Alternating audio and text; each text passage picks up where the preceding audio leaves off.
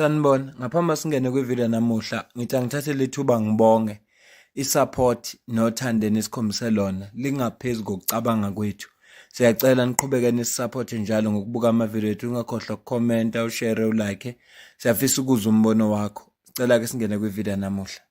Police in KwaZulu-Natal have intensified the fight against drug-related crime, resulting in the arrest of 5 suspects, drug dealers aged between 20 and 35 years old, as well as the recovery of various narcotics during an intelligence-driven operation conducted in different areas of the eThekwini district on Friday, 19 December 2025.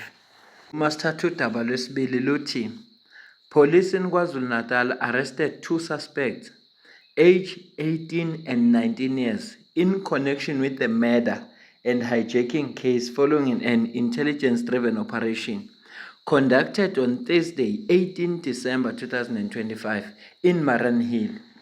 Ziyathusa ukuzwe indaba ezokutshela ukuthi umfana ona-19 uyinkabi. Thusa ngempela. Sengake ngabona ivideo mina kubanjwe inkabi ena-16 years nokunye kwentombazana okuncane. Ngathuka ukuthi lo muntu ona-16 years usuke kufunde nini ukudubula? Isibindi nje sokukhipha umphefumulo womunye umuntu usuke esifunde nini? Nalolu uthando olungaka lwemali lisuke selivelaphi? Ngiyafisa yazi ukwazi ukuthi labantu laba sike sizwe ukuthi yini le baholele ekuthenini baze bathatha isibhamu bakhokhelwe ngokuyobulala abantu. Kodwa labantu angikholwa ukuthi bangakwazi ukwenza lo msebenzi besoba ukucabangela kwami. And lesihlava sama-drugs kunzima ukulwa naso, sengibonile. Yazi amaphoyisa ngendlela ababopha ngayo abantu laba batholakala nama-drugs fanele ngaba wasekho. Kodwa ngendlela okuyiyo iyaqhubeka le nkinga. After General Mkhwanazi evele kwi-parliament emveni kweyi-5 zika-March, Lieutenant General Prince Mokotedi wabhala kanje: Minister Bhekicele and General Lebeya removed me from Hawks in 2018 after I arrested 130 officers for corruption in Gauteng and closing more than 40 drugs laboratories in about 18 months. We hope General Mkhwanazi does not suffer same fate as mine. The post uGeneral Mokotedi wayibhala ngomhla ka-31 kuMarch 2025 eveza uhlangothi lakhe ukuthi yena ukuzama ukulwa nama-drugs, ebopha amaphoyisa involve, evala ama-lab okuyiwona akhiqiza ama-drugs, kwamholela ekuthenini axoshwe emsebenzini, akhishwe kuma-Hawks ngoba wayibonakala ephazamisa. Yikho into ekhathaza umoya wami njengama-drugs ngoba athagethe abantu abasha, abulala intsha yase-South Africa, ama-drugs. Ayikho into ekhathaza umoya wami njengama-drugs, futhi ngiyangiphatheke kabi uma ngizwa kuthiwa amaphoyisa involved, noma ngekwazi lokho ngoba abantu abathengisa ama-drugs bavikelwe ngamaphoyisa futhi okwesibili badizela amaphoyisa. On Saturday, 20 December 2025, police in Upper Tugela arrested 2 suspects for bribery and corruption. This comes after the 2 men offered the station commander 12,600 rand for the release of a relative who was arrested for being in possession of an MK47 assault rifle with 3 rounds of ammunition. Ayikho into engijabulisa njengokubona ukuthi amaphoyisa abeka umthetho phambili, abeka isifungo abasenza. Labantu, they've taken an oath to protect, to preserve and to serve the constitution. Nabantu base-South Africa babeke leso sifungo phambili kuyinqumo abazithathayo.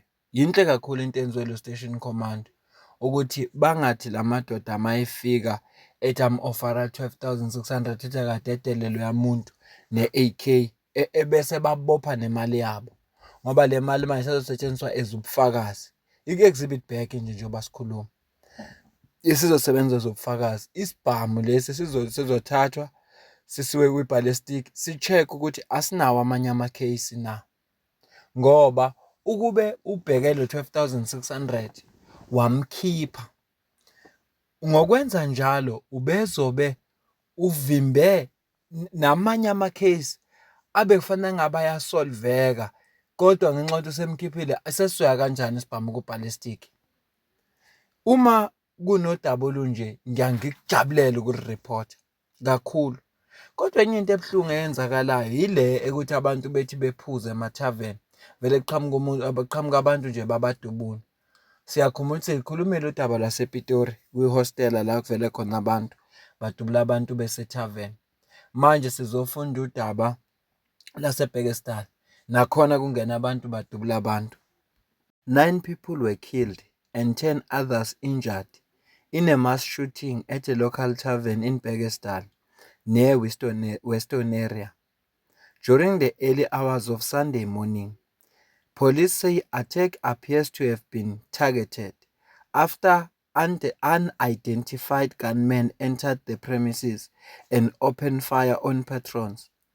Gauteng Police spokesperson Colonel Demakatso Nevuhuli confirmed that emergency service rushed the wounded to nearby hospitals, with several victims reported to be in critical condition. No arrests have been made, and investigations into the motive are ongoing. The incident adds to growing concern over rising tavern-related shooting across Gauteng in recent years. Community leaders have called for stronger police visibility and tougher action against illegal firearms, while Gauteng Premier Panyaza Lesufi has described the violence as senseless and vowed to strengthen security measures in high-risk areas. TMPD K9 Unit arrests drug dealers in Centurion. On 18 December 2025, Tshwane Metro Police Department K9 unit members arrested 2 suspects for drug possession and dealing in Centurion. Kodwa inkinga sekufuneka ixazululwe manje eyokuthi labantu ababanjwa nama-drugs bagcine begwetshiwe ngoba bayabanjwa impela abantu nama-drugs kodwa bagwetshwa. Bayabanjwa impela abantu nama-drugs kodwa kuyefana nokuthi la maphoyisa asebenza ngokuzikhandla. Umsebenzi yabo nokuzikhandla kwabo kuba yize, ngoba la bantu laba ekugcineni kosuku abagwetshwe. Bayaphuma ngama-bail, abanye bayakwazi ukubrayibha baphume, icala khona ligcine liphelele emoyeni. Ayikho into eyongijabulisa njengokuthi sebika ukuthi umuntu obeshushumbisa ama-drugs ugwetshwe i-life sentence. Ayikho into eyongijabulisa njengaleyo, ngoba le nto yokuthi kuloku kuboshwa abantu kodwa still baphume kwenza ukuthi nalaba abasebenza ngokuzikhandla baphelelwa ngamandla ngoba bazobona ukuthi balwa impi engenasicoco. Nansi-ke nje into ebuhlungu kulo lonke nje lolu daba esikhuluma ngalo. Angiyibambe le video, inhloso yami nje bekuwukuthi ngikwazise ukuthi kunamaphoyisa azimisele ngokwenza into e-right, noma nje into ebhedayo kuyi-system. Futhi kunamaphoyisa okuwona angama-enablers abenza ukuthi lezi zinto zenzeke ngendlela ezenzeka ngayo. Masibona lo bugebengu nokunganciphi kwama-drugs yingoba kunamaphoyisa ayingxenye yalobo bugebengu. So uma ngase kwenzeke nje isu kuboshwe lawo maphoyisa lawo, singazibona siphila kwi-South Africa ephephile ne-South Africa ekhululekileyo. Ile South Africa enginayo emqondweni wami. Yabona kunento engike ngayibona ngesikhathi se-G20. Ngabona ukuthi eSouth Africa kahle kahle laba abasiphethe abakafuni ukuthi sibe safe. Kodwa uma kuza umcimbi onjenge-G20 bayenza ukuthi sizifile si-safe. Angazi mina soba i-priority kubo mzukwane kwenze njani. Angiyibambe le video, ngicela ukuthi ukuphawula kwakho la comment section. Ngale kwalokho mina nawe bese sidibana kwivideo elandelayo. Ngiyabonga kakhulu.